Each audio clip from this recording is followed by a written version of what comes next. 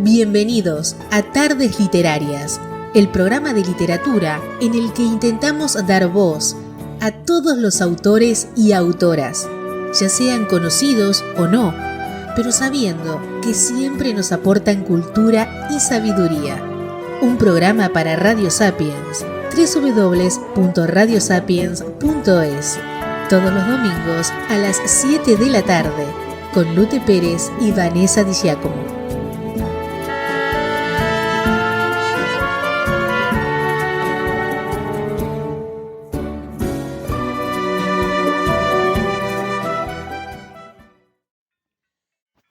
Bienvenidos a Tardes Literarias. Hoy estamos con Ivonne Martín. Este importante escritor nació en Donostia en el año 1976. Cursó sus estudios de periodismo en la Universidad del País Vasco, donde se graduó en periodismo. Su amor por escribir tantos libros lo ha llevado a crear más de una decena de pautas que lo han catapultado como el autor de Crónicas de Montañismo Bajo en el año 2013. Anunció también como una sensación su primera novela, El Valle sin nombre, un editante fresco y antiguo. Un año más tarde se dio a conocer con El Faro del Silencio. Se estableció como uno de los literatos de novela negra más capacitados del país. Después de que el periodista español Ivonne Martín impartió los estudios profesionales de comunicación y periodismo a través de la Universidad del País Vasco, empezó su vida laboral en muchos medios de su localidad. Su trabajo lo supo mezclar fácilmente con lo que más le apasiona, que es viajar por el mundo. Tiene ella trabajando y dedicando a perfeccionar y dar a conocer varios libros de viajes y rutas por Euskal Herria. Se ha conocido como uno de los más reconocidos expertos en excursión rural y entretenimiento en todo el País Vasco. Sus obras literarias tienen que ver con revelar zonas poco conocidas de turismo mediante varias representaciones, como por ejemplo Cómo ser viajar en coche o de pueblo en pueblo. Muchos de sus libros han sido escritos con la ayuda de Álvaro Muñoz. Este escritor y narrador dio a conocer su carrera con la novela El Valle sin nombre. Luego se presentó ante el público con una serie de 4 libros adaptados a un ambiente de mitos y fábulas cerca de la selva de Irati.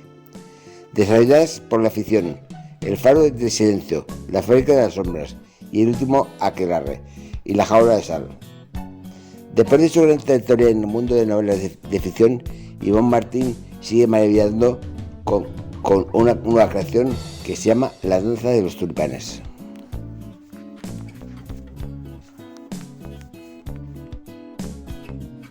Aparte de su gran variedad de libros y reseñas de viajes por la Euskal Herria, Ivonne Martín es autor de 7 novelas.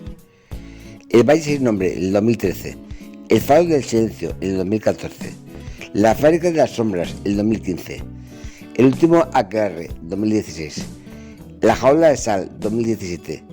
La Danza de los Tulipanes, 2019. Y ahora en el 2021, La Hora de las Gaviotas.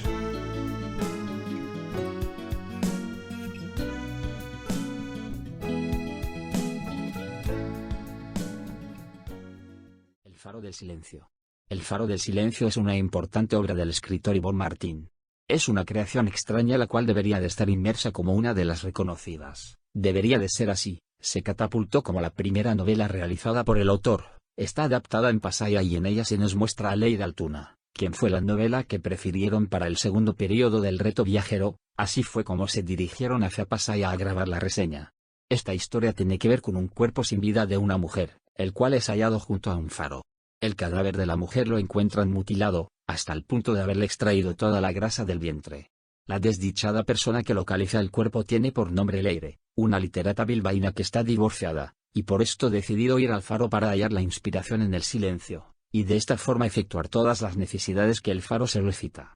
En este caso, por ser la primera persona en localizar el cuerpo sin vida de dicha mujer, Leire pasa a ser la primera sospechosa, y no conforme con esto se evidencia que la fallecida era la novia actual de su ex esposo. Por estos motivos que son más que obvios para sospechar, Leire es detenida por las autoridades, quienes más tarde deciden en dejarla libre puesto que no poseían evidencias suficientes para dejarla encerrada.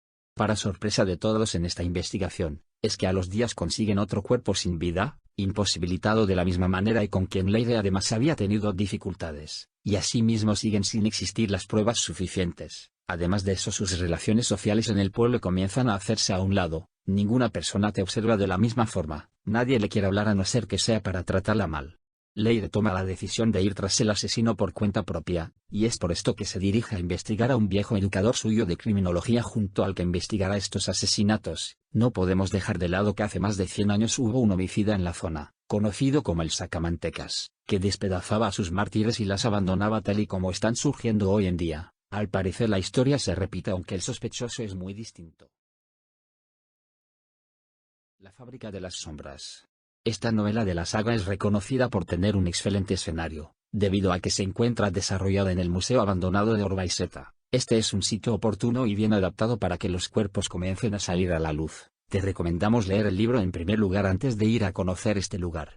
Ivonne Martín en esta historia nos da a conocer un cuento de mucha intriga y rastros inexistentes. Posee una confabulación estremecida que obliga al lector a ir hacia una región cubierta de ficciones y cuentos. La narración se revela con destreza entre los oscuros años del contrabando en la frontera y un presente lleno de incertidumbre, unas páginas impresionantes que nos conmemoran que tanto el mal como el ayer en ocasiones están de la mano.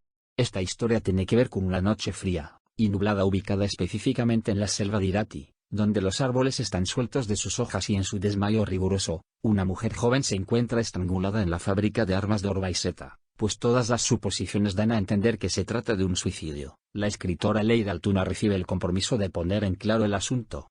No es un trabajo sencillo, debido a que deberá buscar respuestas en una antigua población de solo una docena de personas, un lugar amenazador donde ninguna persona es realmente lo que parece. Sus investigaciones, que la pondrán en el centro de una sombría advertencia, saldrán a relucir viejas ingratitudes y secretos familiares dolorosos. Momentáneamente, las heladas aguas del río que cruza la zona retornarán a colorearse de sangre. El último aquelarre. En la trilogía Ivonne Martín a través de este dramático quiere mostrar una alarmante historia que definitivamente traslada a la persona que está leyendo desde las temblorosas orillas del Nervión hasta las insociables aldeas del norte de Navarra, desde los vertiginosos compases del siglo XXI hasta los negros años del Santo Oficio, un trabajo impresionante, adictivo y conmovedor. Aquí en esta narración se muestra que Bilbao se encuentra listo para una noche de fiesta cuando de repente un sombrío asesinato llama toda la atención hacia la grandiosa chimenea del parque de Echevarría, donde un estudiante de poca edad de la Universidad de Deusto cuelga cubierto en llamas en su vieja edificación de ladrillo. La deliberación de ese instante da a entender que se trata de un asesinato litúrgico. La escritora Leire Altuna y Anne Festero administrarán una exploración en la que afrontarán a grupos neonazis, comunidades malas y arrolladoras intrigas familiares. Las investigaciones desencadenarán una emocionante unión con una sospechosa víctima que fue hallada muerta en Zugarramurdi 3 años antes, bajo su supuesto mensaje. La zona de los aquelarres encubre secretos lamentables que instituyen cultos, viejas prácticas y odios profanos. El equipo científico deberá remover entre ellos si quiere encontrar respuestas, y alcanzará que los ecos de la caza de brujas que aterró hace siglos el territorio emergen aún entre sus pobladores. Ivonne Martín. El faro del silencio. 1. 18 de noviembre de 2013, lunes. Bajo el cielo rojizo del crepúsculo, el pesquero avanzaba rumbo a la seguridad del puerto mecido por el suave oleaje. Tras él, una desordenada nube de gaviotas se disputaba los descartes que los tripulantes lanzaban apresuradamente al mar antes de llegar a tierra firme. Más allá, en las proximidades del horizonte, 2 grandes cargueros esperaban la pleamar para poder navegar entre los montes Jaizkibel y Ulia, que flanqueaban la estrecha entrada a la rada. El espectáculo, en el que no faltaban una multitud de chalupas que se hacían a la mar al caer la tarde en busca de los deseados bancos de chipirones, se repetía cada día y Leire no se lo perdía por nada del mundo. Era un ritual, su ritual. Cada tarde, desde que vivía en aquel remoto faro de la costa cantábrica, perdía la mirada en la lámina de agua que se extendía entre la costa y el horizonte y disfrutaba del regreso de los pescadores ante la inminente llegada de la oscuridad. Unas veces lo hacía desde la ventana más alta de la casa del farero. Otras, como aquel día, elegía un banco asomado al acantilado en el que la propia torre de luz se sumaba a la perspectiva. Le fascinaba ver los rítmicos guiños luminosos ganando intensidad a medida que el cielo iba apagándose. Aquella tarde era de las buenas. Había llovido durante horas y hacía apenas unos minutos que el sol había ganado la partida a las nubes. A los hermosos tonos del cielo, se sumaban así unas notas alitrosas, arrastradas hasta la costa por una ligera brisa. Se mezclaban con el intenso olor a humedad que emanaba de la vegetación, empapada aún por las recientes lluvias. Sin apartar la mirada del pesquero, cada vez más próximo a las balizas que marcaban la bocana del puerto, se dejó llevar por aquel olor a hierba mojada. Su frescor la hacía sentir viva, olvidar por un momento sus problemas para fundirse con un paisaje que se le antojaba inmejorable. Sin embargo, había algo aquella tarde que no encajaba. Unos matices empalagosos rompían la armonía de los aromas habituales. Buscó instintivamente flores con la mirada, aunque sabía que aquel olor no provenía de flor alguna. Intentó concentrarse de nuevo en el paisaje, pero no lo logró, de modo que se puso en pie y caminó hacia la fuente de aquel aroma. Apenas necesitó dar una docena de pasos antes de ahuyentar a un grupo de gaviotas, que alzaron contrariadas el vuelo. Leire dirigió la vista hacia el lugar del que acababan de huir y sintió que se le helaba la sangre. Jamás en aquel entorno idílico, con la única compañía del rugido de las olas del Cantábrico, hubiera creído posible tanto horror. Ante ella, oculto en parte por la maleza, yacía el cuerpo de una mujer con el vientre brutalmente desgarrado. Parecía que un animal salvaje le hubiera arrancado las entrañas adentelladas. Presa de un terror creciente, se llevó las manos a la cara y abrió la boca para gritar, pero sus cuerdas vocales no lograron emitir sonido alguno. En la distancia, el pesquero pareció leer sus pensamientos y silbó largamente para anunciar que enfilaba la entrada al puerto. Las gaviotas le respondieron con sus sonoros graznidos, que al aire se le antojaron horribles carcajadas que se burlaban de la espantosa escena. Bajo aquellas macabras risas y durante largos segundos, minutos tal vez, permaneció paralizada, hipnotizada a su pesar por el abdomen abierto en canal de aquella mujer. Después, buscó su móvil, que se le resbaló de las manos y fue a caer junto al cadáver.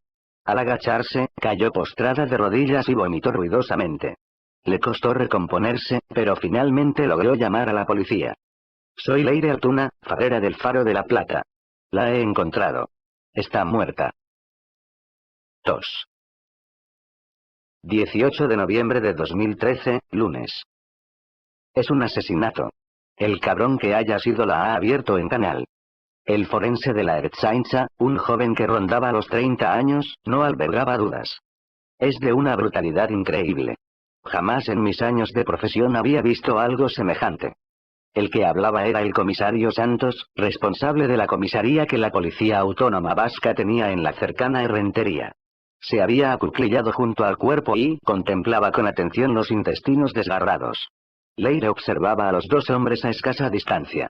La explanada que se abría al pie del faro, aquel lugar donde todo solía ser armonía, se había convertido en un infernal foco de actividad.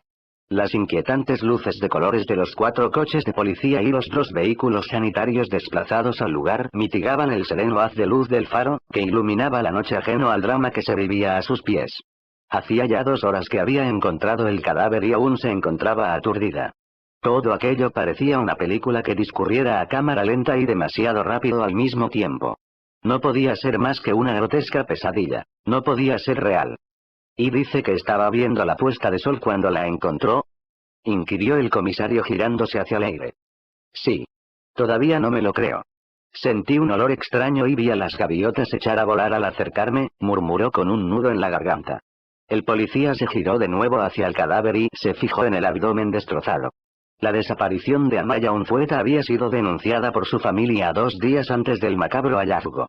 Los medios de comunicación locales no tardaron en hacerse eco de la noticia y, ahora, no tardarían en aparecer, atraídos como moscas a un magnífico pastel de mierda. Aquello no iba a ser fácil de gestionar. Gisasola, ¿qué parte del estropicio han hecho las gaviotas y qué parte el asesino?, inquirió Santos malhumorado levantando la vista hacia el forense. El joven le hizo un gesto para que esperara. Todavía no lo sabía. ¿Qué pintan ahí esas ambulancias? ¿No ven que está muerta?, exclamó el comisario haciendo aspavientos. Que alguien les diga que se vayan. Comisario, lo llamó uno de los agentes que impedían acercarse a los curiosos que se iban agolpando tras el cordón policial. Una señora quiere hablar con usted. Dice que sabe quién ha hecho esta barbaridad. Ya empezamos, masculló Santos. Leire observó intrigada cómo el comisario se acercaba a los vecinos que habían llegado a pie tras el cierre por la policía de la carretera del Faro. El agente que había acudido en su busca le señaló a una mujer. Iluminado por las oscilantes luces azules de los coches patrulla, la farera reconoció el rostro de Felisa, una gallega que regentaba la pescadería del mercado de San Pedro. El jefe de policía hizo un gesto a la mujer para que sobrepasara las cintas de plástico dispuestas a modo de barrera. Para sorpresa de Leire, en un momento de la conversación, la pescadera señaló hacia ella con el mentón, a lo que siguieron varias miradas escrutadoras del comisario. «Hay algo raro», explicó el forense cuando Santos regresó a su lado. «Usted no se vaya. Me temo que ha olvidado explicarme algo», espetó el comisario señalando a Leire antes de agacharse junto a su compañero. «Tú dirás. ¿Qué es lo que te extraña?». El agente manipuló con unas pinzas la piel del abdomen, que había sido abierto a cuchillo como si de un libro se tratara. «No hay grasa. En esta parte del cuerpo, una persona normal, aunque no sufra sobrepeso, cuenta con una capa de al menos 1 centímetro de espesor bajo la dermis. En este cuerpo ha desaparecido. Habrán sido las gaviotas», sostuvo el comisario. El forense negó con la cabeza al tiempo que apuntaba con las pinzas hacia los intestinos de la víctima. «Es lo primero que he pensado, pero las aves arrancan la carne a picotazos irregulares, como se puede ver en las vísceras. En cambio», explicó pasando un dedo enguantado sobre el interior de la capa de piel, «la grasa parece haber sido retirada con un objeto cortante, un bisturí o un cuchillo bien afilado». Antonio Santos sacudió incrédulo la cabeza. «¿El asesino se ha llevado la grasa? O bien él, o bien alguien que actuara cuando la víctima estaba ya muerta». Leire escuchaba aterrorizada a los dos hombres. ¿Quién podía estar tan enfermo como para querer matar a Amaya Unzueta y llevarse su grasa? Sintió ganas de vomitar y dio un paso atrás antes de girarse para hacerlo. El comisario se puso en pie con un largo suspiro y recorrió los 4 pasos que lo separaban de la farera. «No es agradable para nadie», murmuró al tiempo que le ofrecía un pañuelo de papel para que se limpiara. «Dígame qué relación mantenía con la víctima». Leire dirigió la mirada hacia los vecinos que seguían congregándose, cada vez en mayor número, tras el cordón policial. Las lágrimas que habían brotado con el esfuerzo le impidieron al principio ver con claridad, pero pronto comprobó que Felisa, que explicaba algo a varios recién llegados, asentía orgullosa al ver que Antonio Santos había tomado en serio sus palabras. «¿Con Amaya?», preguntó frunciendo el ceño. «Ninguna. Es la nueva pareja de mi exmarido, del que me separé hace 6 meses», explicó acongojada. «Nunca he tenido trato con ella. La saludo si la veo por la calle, pero poco más». El comisario la miró de soslayo. «¿Nada más?», inquirió. «Nada. Eso es todo». «Algunos vecinos no dicen lo mismo», insistió señalando hacia la barrera policial. Al hacerlo, los destellos azules que emitían los coches patrulla tiñeron su mano de tonos metálicos. «Parece ser que el pasado jueves tuvo con ella un encontronazo en el mercado». Leire tragó saliva con dificultad. Había imaginado que la conversación iría por esos derroteros, pero que la pescadera intentara incriminarla por aquello le parecía una broma de mal gusto. «Desde que sale con Xavier está obsesionada». «¿Querrá decir estaba?», la interrumpió Santos señalando el cadáver. «Sí, perdón», balbuceó la farera. «Estaba obsesionada conmigo. Cada vez que me veía, se dedicaba a amenazarme. Que no me acercara a Xavier, que dejara de intentar recuperarlo». Un profundo suspiro interrumpió sus explicaciones. «Como si yo tuviera alguna intención de volver con él». Antonio Santos la observó en silencio durante unos segundos. Después abrió una libreta y garabateó unas palabras. No parecía muy convencido. «¿Y él?», preguntó sin dejar de tomar notas. «¿Dónde está su exmarido?». «En el Índico, pescando atunes frente a las costas de Somalia. Hace un mes que se fue para allá», explicó la farera. El comisario alzó las cejas. «¿Como el alacrana?». Al oír el nombre del pesquero vasco secuestrado por los piratas, Leire no pudo reprimir un escalofrío. Cuando aquello ocurrió, Xavier, que por aquel entonces todavía estaba con ella, también se encontraba en el Índico. Su nave no fue asaltada, pero el miedo estuvo presente durante los 3 meses que duró la pesquería. «Aún no me ha explicado qué ocurrió el jueves», dijo Santos volviendo a centrarse en el tema. «¿El jueves?». Leire dirigió de nuevo la mirada hacia los vecinos y sintió ganas de llorar al ver las miradas de todos fijas en ella. «El jueves fui al mercado, como cada día. Aguardaba mi turno en la verdulería cuando Amaya Unzueta se acercó a mí y me agarró por el pelo mientras gritaba como una loca. Me dio semejante tirón que me caí al suelo. Aún no sé cómo no me lo arrancó de cuajo, explicó llevándose instintivamente las manos a la cabeza. Gritaba. ¿Qué es lo que decía? Inquirió el comisario frunciendo el ceño. Leire se encogió de hombros. Lo de siempre. Me acusaba de entrometerme en la vida de Xavier, de hablar con él en secreto. Vaya locura. Musicosa. Ahora, como en cada programa, nuestra compañera Vanessa Diagmo le ha hecho una entrevista al autor. Ibon Martín, periodista español. Ibon Martín cursó estudios de comunicación y periodismo en la Universidad del País Vasco. Tras licenciarse, pasó a trabajar para varios medios de carácter local, labor que combinó con una de sus más grandes pasiones, viajar. Dentro de la narrativa, Martín comenzó su carrera con la novela El Valle sin Nombre. Después publicó una serie de 4 libros ambientales en un entorno de mitos y leyendas alrededor de la selva de Irati, formada por las novelas El Faro del Silencio, La Fábrica de las Sombras, El Último Aquelarre y La Jaula de Sal, La Danza de los Tulipanes y ahora La Hora de las Gaviotas. Lo primero que te preguntaremos es por tu nombre. ¿Es Ibon o Ibon? Porque al no llevar tilde puede llevar a confusión. Buenas tardes. Es Ibon. El asunto es que lo vemos escrito sin tilde, que es donde debería llevar una tilde en la O, Ibon, pero es un nombre vasco, entonces en vasco no existe la tilde y por eso, bueno, pues puede llevar a equívocos, pero es Ibon, es igual. Tenemos entendido que en euskera no existe la tilde, y de ahí que se escriba así tu nombre, ¿no? Claro, tenemos esa suerte. Los vascos tenemos un idioma bastante complicado, pero no tenemos la tilde, no tenemos diferencia entre B y V, porque no existe la V, con lo cual todo va con B, no tenemos la C, todo va con K. Entonces, bueno, dentro de que es un idioma complicado, tiene una serie de normas ortográficas que facilitan bastante. Sin embargo, solo publicas en castellano, ¿o te atreves en el euskera? Escribo en castellano. Yo puedo hablar en euskera en mi vida cotidiana, pero mi idioma materno es el castellano y me resulta mucho más fácil y mucho más rico hablar en castellano. No sería capaz de escribir un libro en euskera con una riqueza, con la riqueza que yo querría, ¿no? ¿Es La Danza de los Tulipanes el inicio de una nueva serie? Porque aunque tomas personajes y momentos de novelas anteriores, creo que no tiene nada que ver con la anterior saga. ¿Es así? Sí, es así. La Danza de los Tulipanes es una novela con la que mi intención es que cualquier lector pueda empezar totalmente de cero. Es una novela con la que estreno editorial, Plaza y Janés, del grupo Penguin Random House, y mi intención es, bueno, pues esa, que cualquier lector me descubra a partir de esa novela. Pero es verdad que yo tenía una serie anterior de 4 novelas policíacas que se iniciaba con El Faro del Silencio. Y bueno, lo que he querido es hacer un pequeño guiño a las personas que ya me habían leído.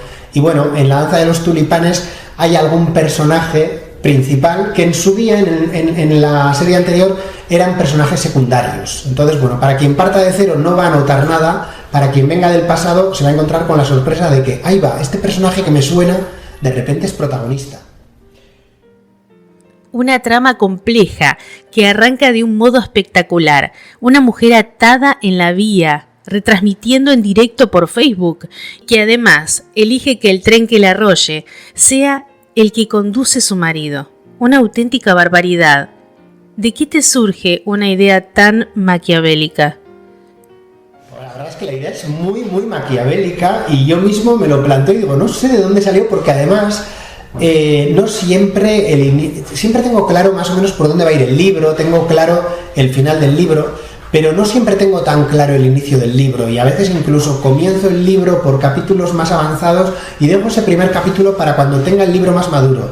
Y en cambio La Danza de los Tulipanes fue lo primero que escribí. Tenía clarísimo que el libro empezaba así y no sabía cómo iba a continuar, pero tenía clarísimo que empezaba en esa vía de Urdaibai. Yo estudié periodismo, siempre he querido ser locutor, de alguna forma creo que me vengo de ese destino que me ha llevado a no ser locutor de radio, matando a una locutora, y además antes de eso quería ser maquinista de tren, pero como soy miope, en su día los miopes no podíamos ser maquinistas de tren, con lo cual yo creo que todas mis frustraciones han ido de manera inconsciente, han ido a parar a ese primer capítulo. Entonces, más que una frustración, ¿es esta parte una venganza? Pura venganza, pura envidia en realidad, ¿no? Envidia de no haber podido ser locutor de radio, que era un poco mi sueño. No sé, pero es verdad que hay periodistas de todo tipo en el libro y sobre todo vamos a ver esa figura de Aimar Berasarte, un locutor que por el éxito, por conseguir pues ser el primero en tener la noticia, pues es capaz de cualquier cosa, ¿no? Y bueno, yo creo que existen, son los menos, pero existen. Un arranque verdaderamente espectacular, pero aparte de ese comienzo, de que nace la idea de ese tulipán rojo, el hilo conductor de toda la trama de la novela, además de una época en la que los tulipanes aún no están en flor. Claro, bueno, primero es que todos son frustraciones. Ahí entra, yo con 22 años hago un Interrail y en una parada en Ámsterdam compro unas semillas de tulipanes. Entonces, en el jardincito que tiene mi madre, intenté cultivar aquellos tulipanes y nunca salieron. Y me costó un montón y indagué por qué no salían aquellos tulipanes. Y bueno, y entonces descubrí que el tulipán con un bulbo es relativamente fácil, sí. Pero a partir de semilla necesitamos 5 años de cuidados de la planta, con unas temperaturas muy especiales, tal y cual, para que eso llegue a florecer. Entonces lo que quería era contar de origen que el asesino es una persona muy meticulosa, que es capaz de rivalizar con la propia naturaleza, que tiene una inteligencia, una perseverancia terrible, ¿no? Y es, bueno, pues el tulipán para mí fue claro por ese lado, por eso, y por otro lado porque me parece que a nivel de magnetismo visual sobre un cadáver, un tulipán rojo, me parecía que quedaba, me imaginaba una película con ese tulipán rojo encima de un cadáver casi en blanco y negro y decía, ¡buah! ¡Qué fuerza más total! En tus novelas vemos que el mar es un protagonista más. Siempre está muy presente. Sí, bueno, para mí el mar es algo... Bueno, yo he nacido en San Sebastián, he crecido en San Sebastián. Para inspirarme, para mí es normal el ir a pasear horas y horas a la playa de la Concha en invierno cuando no hay nadie y caminar de un lado a otro como haría cualquier jubilado o cualquier paseante de perro, y me dedico a pasear por ahí y voy ideando mis tramas, ¿no? Pero el mar siempre está presente y ese olor a salitre y las olas. Y para mí una novela en la que no esté el mar es casi inconcebible, ¿no? Y Urdaibai es ese lugar, es esa comunión perfecta entre el mar y la tierra y bueno, es un lugar que a mí me enamoró. Tuve muy claro que la novela tenía que situarse ahí y creo que lo más apasionante para cualquier lector a la hora de leer la novela es que de alguna manera se va a sentir viviendo en Urdaibai durante unos días, ¿no? Los días que dura la novela o los días que le dure la lectura de la novela. En esta novela, las protagonistas son 2 mujeres. ¿Es algo que has forzado o simplemente ha salido así? Sí, sin ninguna duda. Hay 2 protagonistas, Julia Lizardi y Anne Cestero, las 2 erchañas, que bueno, se han llevado el protagonismo, me lo han robado porque en realidad yo quería verlo repartido entre los 4 protagonistas, entre los 4 erchañas, ¿no? Hay otros 2 de género masculino, tendríamos a Chema y Aitor, pero se me han ido quedando en buenos secundarios, pero nada más, ¿no? Julia y Anne son los personajes en los que además yo me reflejo, o sea, yo hay muchas cosas de mi propio carácter, de mi propia personalidad, de mi propio día a día, que las reflejo en Anne Cestero y en Julia, ¿no? Y por ejemplo, esa costumbre de Julia de nadar en el mar todas las noches, pues es algo que hago yo todos los días, no de noche, pero todos los días a mediodía, después de terminar de escribir y antes de irme a casa, para sacudirme de encima todos esos crímenes, pues me gusta darme un baño en el mar, en la Concha, y bueno, pues de hecho ya aprovecho y me inspiro un poco, ¿no? Después cuando ya me seco y ya no tengo tanto frío, pues se me ocurre algún asesinato porque sales como un poco turbado, ¿no? De bañarte a 8 o 9 grados, no se te ocurre nada bueno en ese momento. Bueno, realmente cuesta, porque la cabeza se queda un poco como totalmente cortocircuitada, pero en el momento que empiezas a entrar en calor y empieza un poco otra vez a fluir la sangre, empiezan a ocurrírsete pues que quieres matar a ese de ahí o a ese otro, o a ese que te miraba mientras te bañabas y te animaba, que venga, que valiente y tal, y dices, ahora te mataría, ¿no? Pues por lo que sea, ¿no? Entonces sí, van surgiendo ideas. La verdad es que la Concha, el mar, es súper inspirador siempre. Y cuéntanos, ¿cómo te documentas? Ya que las investigaciones policiales son muy importantes en tus novelas. Pues con mucho contacto con ertzañas. Por suerte en mi entorno tengo unos cuantos y además que están un poco en diferentes ámbitos dentro de la ertzaña. Tengo amigos que tengo un oficial que es oficial en la comisaría principal de San Sebastián, oficial de investigación. Luego tengo una amiga que está en seguridad ciudadana, es una ertzaña de las de uniforme, de las que patrullan las calles. Tengo una ertzaña en salvamento marítimo que me ha venido muy bien para los episodios de Urdaibai o el final en la zona de Gaztelugatxe, que llega a la Zodiac y tal. Y luego tengo pues otro que está en investigación, pero es un agente raso, ¿no? Entonces, pues hierve el teléfono. Cada vez que tengo dudas de algo, llega un WhatsApp corriendo de, oye, ¿cómo haríais esto? ¿Cómo haríais lo otro? Y entonces, pues muchas veces me contestan incluso desde un coche patrulla diciendo, bueno, pues mira, esto lo haríamos así. O otras veces me dicen, oye, Ivonne, por favor, no des ideas tan turbias. Realmente a nadie se le había ocurrido y como se le ocurra, realmente no tenemos solución para eso, ¿no? Tú describes a uno de los policías con un tatuaje. ¿Realmente puede la ertzaina llevar tatuajes? Sí, mira, eso es algo muy curioso, y es que la Ertzaintza, me imagino que como otras policías, en otras policías no lo he mirado, pero la Ertzaintza, que es la que en este caso me interesaba, tiene un código deontológico que está escrito en el que dice que el ertzaina debe de ir aseado y dar aspecto serio y aseado. No dice nada más. Entonces, claro, en los años 80 eso significaba no llevar tatuajes, no llevar piercings, ni nada por el estilo. Pero en el año 2019...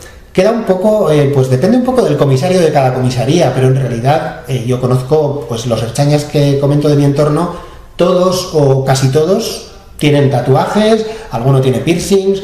Bueno, ya no es desaseado llevar piercings o llevar tatuajes, ¿no? Entonces ha quedado todo un poco en una especie de limbo, ¿no? Pero es verdad que si el responsable de la comisaría X, la de Guernica en este caso, pues es un poco retrógrado y no le gustan esas cosas y decide que eso es desaseado, pues igual puede obligar a sus ertzainas a tenerse que retirar los piercings.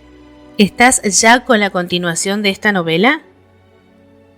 Sí, escribiendo la continuación y escribiéndola además en la Costa Vasca. Sigo en la Costa Vasca, como te comentaba, para mí el mar es muy importante y me he dado cuenta, aunque he escrito otras novelas más de interior, que cuando el mar está... disfruto más de la novela, disfruto más de la escritura, me siento más viviendo dentro de la novela y creo que el lector también se va a sentir más dentro de ella, ¿no? Entonces para mí es importante. Claro, yo creo que ese es el juego, ¿no? Si yo me siento viviendo en ese lugar, y de hecho es algo que cada vez hago más, ¿no? Para escribir esta novela de Urdaibai, La danza de los tulipanes, pues estuve una temporada viviendo en Urdaibai, en la casa que luego he convertido en la casa de Julia. Para escribir la novela que estoy escribiendo ahora, más en la zona de Hondarribia, pues estoy yendo por lo menos un día a la semana a pasar el día entero por esa zona, paseando, escribiendo allí. Creo que es la manera de vivir los sitios, de sentir los sitios y de conseguir que el lector se sienta trasladado a ese sitio. Empiezas haciendo guías de ruta de montaña por Euskadi, de sitios fantásticos, y de repente en esos idílicos escenarios empiezas a matar gente. El contraste del que te hablaba, me fascinan los contrastes, y pensar en un lugar maravilloso como puede ser Urdaibai, ¿no? Escenario de la danza de los tulipanes, con sus aldeas diseminadas a la orilla de la ría, su trenecito de las marismas recorriendo aquello cada cuarto de hora, la gente en kayak, las aves pescando, y ahí en medio de ese lugar donde parece que el tiempo se ha detenido, pues un asesinato cruel y además con una firma inquietante, ¿no? Volvamos a tus inicios. Tú debutaste publicando una guía de viajes en internet, ¿no es cierto? La verdad es que yo desde pequeño, desde chavalín, me gustaba mucho leer. Yo empezaba leyendo pues todos los cómics que caían en mis manos, de Mortadelo y Filemón, del Botones Sacarino, de Pepe Gotera y Otilio, de Rompetechos, todos los de Ibáñez prácticamente.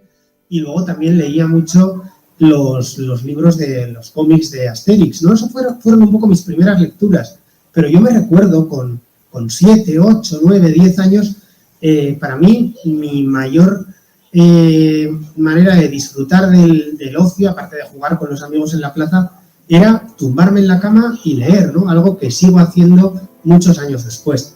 Y después, claro, obviamente de aquellos cómics pasé a libros como Las aventuras de los cinco, Los Hollister, Alfred Hitchcock y los tres investigadores, bueno, ya libros, novelillas juveniles, y yo creo que la primera novela, así gran novela que leí, fue Los Pilares de la Tierra. Los Pilares de la Tierra para mí yo creo que fue ese revulsivo de decir, ostras, qué maravilla, cómo me he transportado realmente a una historia medieval, cómo me he transportado a otro tiempo, cómo he disfrutado al fin y al cabo y he viajado, ¿no? Y bueno, después estudié periodismo y mi intención no era ser escritor de novela, pero ya recuerdo en la carrera hacer mis primeros juegos de crearme esquemas de novela. Tenía una idea de una novela que sucedía además en el Camino de Santiago, pasaba por aquí, obviamente, y bueno, ese fue mi primer, pero se quedó en un juego, ¿no? Una serie de bocetos y tal, pero mi ilusión era ser reportero, era ser periodista, ir a los lugares, a informar desde allí, trabajar bien en la radio, bien en un periódico, pero cuando terminé la carrera, pues no encontré trabajo y entonces me dediqué a lo que más me gustaba, que era viajar. Y ese primer viaje que hice fue un Interrail que duró 1 mes, 2 meses, 3 meses, fue durando varios meses y en ese impasse fui recogiendo todo lo que encontraba por Europa para visitar y para viajar barato por Europa. Y surgió una guía de 1000 páginas. Bueno, pues de ese viaje o de ese libro de Interrail, después ya seguí haciendo otra de las cosas que me gustaba mucho, que era caminar, recorrer los senderos de mi tierra, del País Vasco, y recopilarlos en una serie de cuadernos que después se convirtieron en unas guías de excursiones que todavía están aquí a la venta, rutas para descubrir Euskal Herria, y durante muchos años me dediqué a eso. Novela Euskaldinava, ese nombre que le pusiste a tus novelas negras, ¿cómo se te llegó a ocurrir? Estas cosas que se te ocurren y que te parece que son una tontería y luego al cabo de los años te das cuenta de que perduran y dices, ostras, pues mira, se me ocurrió una buena historia, ¿no? Paseando por la Concha. Cuando yo publico os hablaba de que estuve 5 años para escribir Calle sin nombre, como un juego. Cuando yo ya terminé de escribir esa novela, a mí ya no me cautivaban libros, me siguen cautivando, pero bueno, lo que yo ya leía en ese momento no eran libros como Los Pilares de la Tierra o similares, sino que me había aficionado mucho a la novela escandinava, a las novelas, empecé con la serie Millennium, ¿no?, de Stieg Larsson, y continué por todo lo demás. Mankell, Camilla Lackberg, Asa Larsson, Indridason, o sea, hay muchísimos y me parece que en general todos son muy buenos. Y yo veía algo muy en común, que era, o sea, en común entre el País Vasco, sobre todo la costa vasca, y aquellos países del norte, ¿no? Y eran el aislamiento geográfico de la costa vasca, ¿no? El aislamiento geográfico y climático. Estas tardes o estas semanas enteras de lluvia que nos toca soportar muchas veces en la costa vasca y que de alguna manera aíslan los pueblos y aíslan también a sus habitantes, ¿no?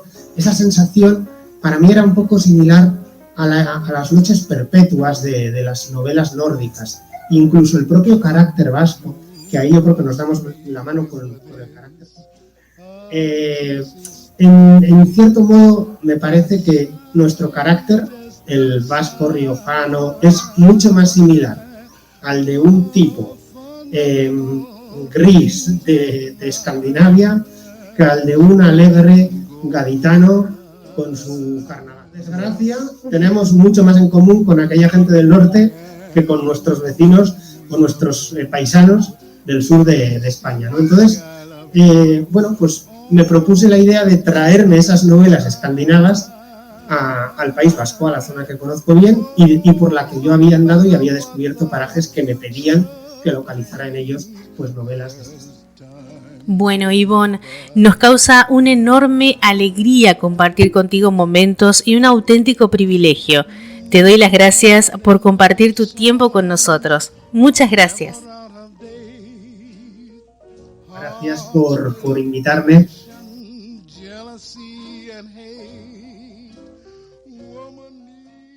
La jaula de salida. Esta impetuosa historia no pudo tener un mejor y poderoso comienzo. Al hojear esta novela, y que además es la cuarta de una serie en la que todo lo desconocías todo en ella, conjuntamente después de esta historia el autor Yvonne Martin intenta otorgar unas vacaciones obligadas. Existe una posible opción que es afianzarse a los 3 libros anteriores, los cuales han sido un éxito total para este increíble escritor. Aquí en esta novela se habla que luego de la aprehensión del sacamantecas, nuevamente un feroz asesinato sacude, después de la detención del desequilibrado que derramó el terror en el pueblo navegante, la elección de la víctima y la zona, el insociable Faro de la Plata.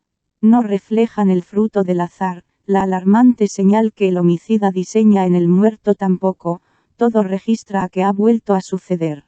La literata Leire Altuna se afronta a su caso más particular. Se trata de una exploración que la traslada mediante los difíciles caminos que apartan el amor del odio, el afecto de la ingratitud. Deberá combatir con la desconfianza y con su propia imaginación, disputa. Da en deformar lo que aconteció aquella tarde. Terribles chantajes vía teléfono colocarán a prueba su firmeza, sobre la que cuelga también una asfixiante fecha límite. Con la ayuda de la Erzchina Anecestero y su gente prosperarán con unas averiguaciones públicas que abrirán las peores inclinaciones del ser humano. Yvonne Martin revela en estas letras un interesante thriller psíquico que empuja al lector hasta el conveniente corazón de San Sebastián, para reconciliar la bahía de la Concha en una atmósfera del espanto más lamentable. La danza de los tulipanes. La danza de los tulipanes es conocido como el más reciente libro del autor Yvonne Martin. De la saga de libros de Leire Altuna, la cual nos mostró tantas satisfacciones como lectores, donde todas las historias relatadas por esta escritora estuvieron estrechamente relacionadas en Pasaya, Guipúzcoa, fue la mejor excusa para pasearnos por este asombroso lugar. Al igual que la mayoría de los libros de Martin, en la danza de los tulipanes, lo que es el espacio donde se realizaron las escenas, igualmente tiene gran categoría dentro de la narración de la historia. En una presentación que ejecutó en Vizcaya, Yvonne Martin manifestó que el hecho de haber compuesto destinos de viaje antes de incursionar en el mundo de las fantasías, hace que sus tramas estén basadas en los paisajes que conoce y que le llaman la atención por algún motivo en particular. Efectivamente, si existen novelas adecuadas para crear después un buen viaje, esas son las de Yvonne Martin.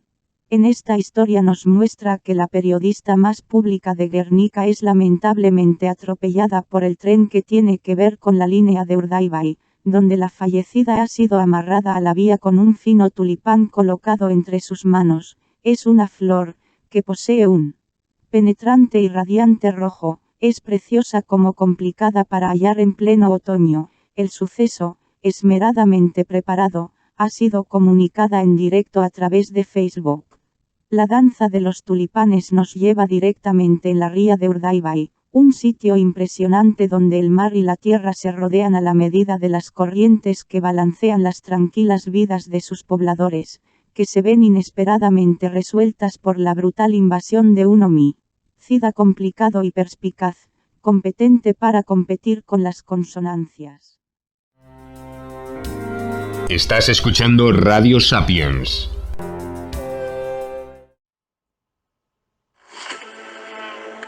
Una terrible amenaza flota sobre la ciudad de Hondarribia.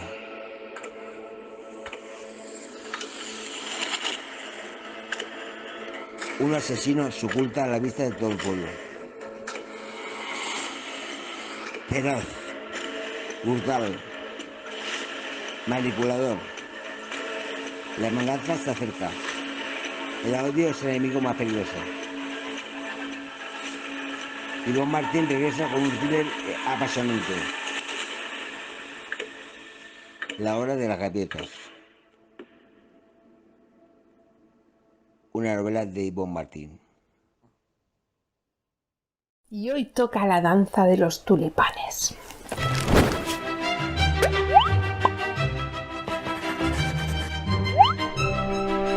Hola a todos, ¿qué tal? Hoy vengo con uno de los libros de asesinatos que más me ha gustado de los últimos tiempos, y es La danza de los tulipanes de Yvonne Martín. Yo creo que ya os hablé de él en Instagram, os dejo mi cuenta de Instagram por aquí porque me lo estuve leyendo y a la vez que me lo leía iba poniendo cosas por allí, aunque luego cuando lo acabé creo que no dije nada. Y la verdad es que me ha gustado mucho este libro. Es un libro que salió el 5 de septiembre, pero que a mí me lo mandaron antes junto a este.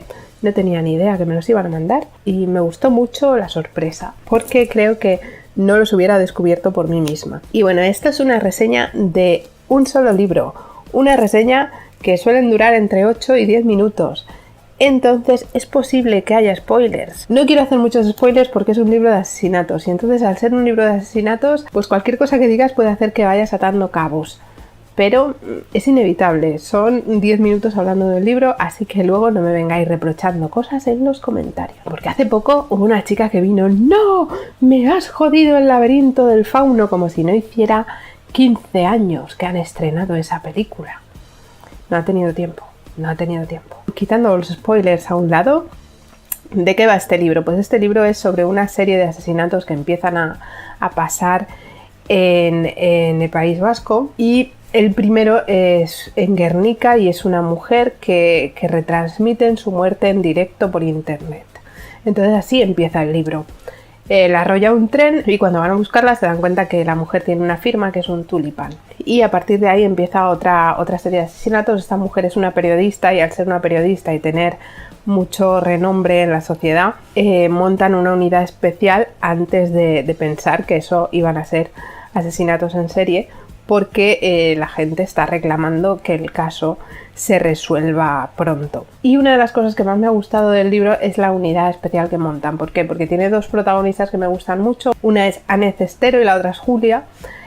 Anne viene de otra provincia. Ella es una mujer y la ponen al mando de esta unidad, lo que despierta ciertas envidias. Voy a dejarlo porque pesa. Y luego su compañera es Julia, que es de la misma comisaría donde se ha cometido el asesinato, es una inspectora. Y bueno, y además eso, pues que la otra viene de fuera y también tienen que acatar sus órdenes y por qué, no sé qué, bueno, en fin. Me ha gustado mucho la relación entre estos dos personajes porque son mujeres, son investigadoras y no están de adorno.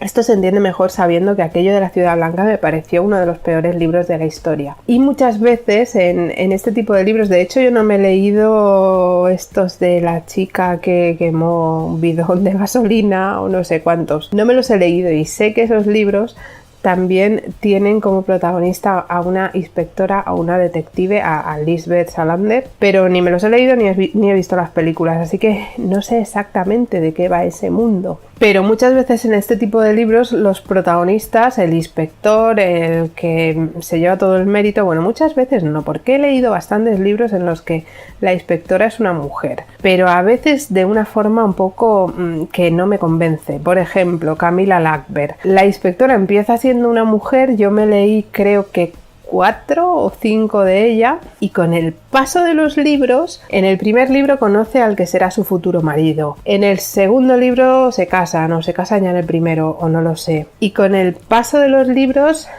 pasa de ser ella la inspectora jefe a ser él, porque ella empieza a tener hijos, empieza a quedarse en casa y que él se lleve todo el protagonismo de la historia, el que resuelve los casos, el que tiene que estar ahí para salvar al mundo, como pasaba con el libro de la Ciudad Blanca, donde el protagonista, el Iker, aquel, no me acuerdo, no, Unai, el Kraken, era el centro del universo y todas tenían que estar ahí besándole los pies porque eran floreros que bailaban al son que él cantaba porque él era el que iba a salvar a la humanidad. Y eso en este libro no pasa.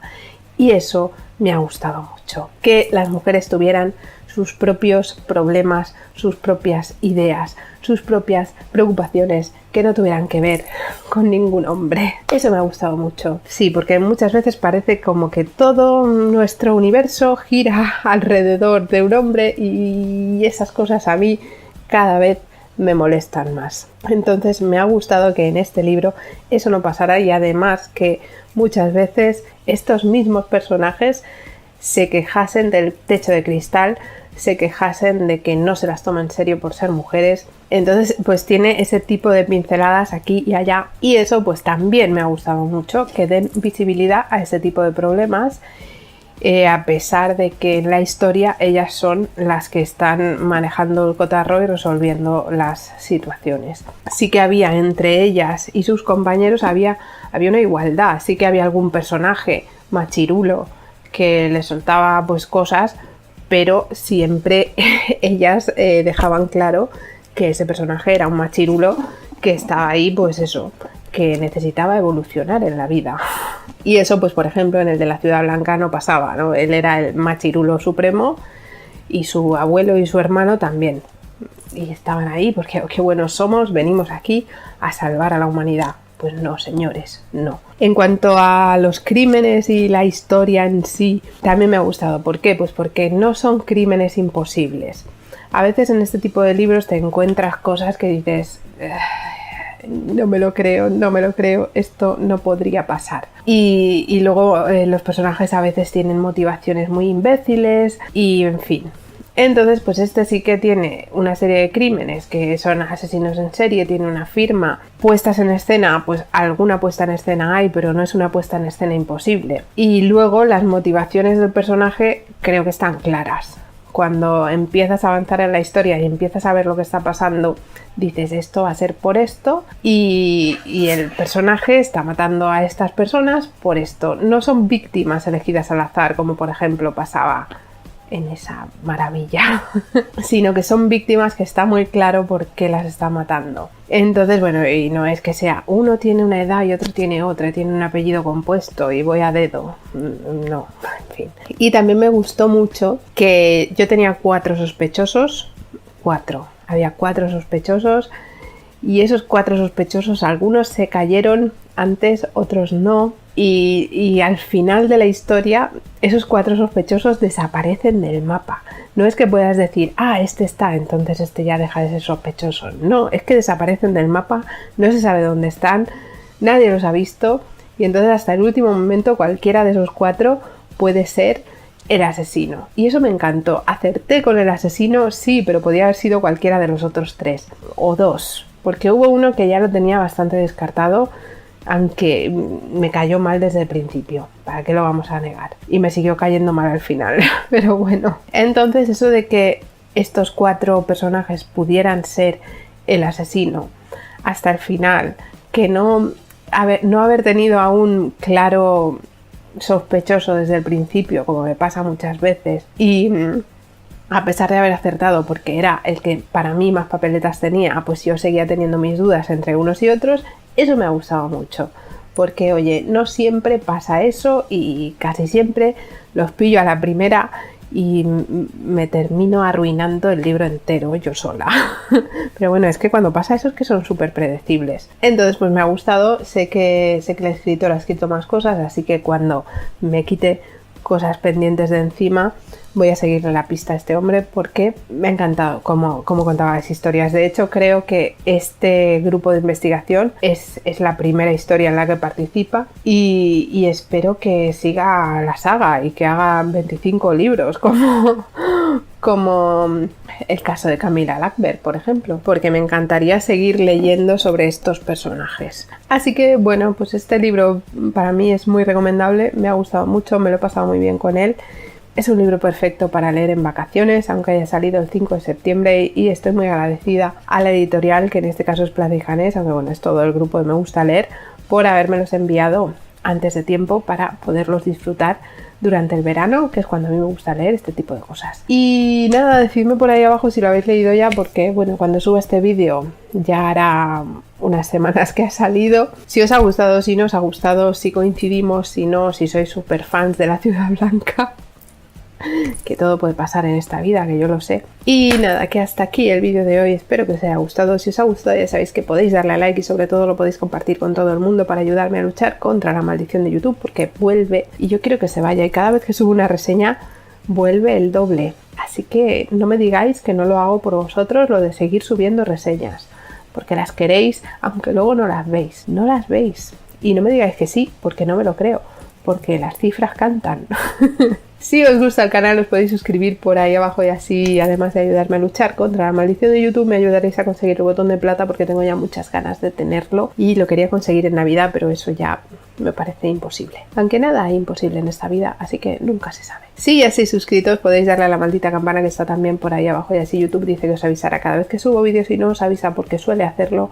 Me podéis seguir en Twitter que está también ahí abajo junto al resto de mis redes sociales y que además llevará ya un rato apareciendo en pantalla. Nos vemos por aquí pronto con otro vídeo y espero que paséis una muy buena semana. ¡Hasta luego!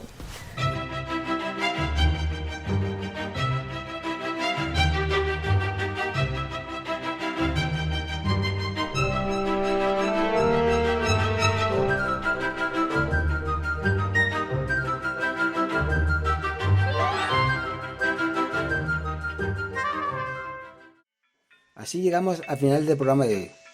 Hemos llegado al final y quiero agradecer infinitamente a Dani Miralles que compusiera este precioso tema para mi programa Tardes Literarias. Es siempre un placer poder contar con él. Nos despedimos de todos nuestros oyentes hasta la semana que viene, que volveremos con un nuevo autor o autora e intentaremos hacerles llegar a todos el poder de la lectura. Hasta la semana que viene.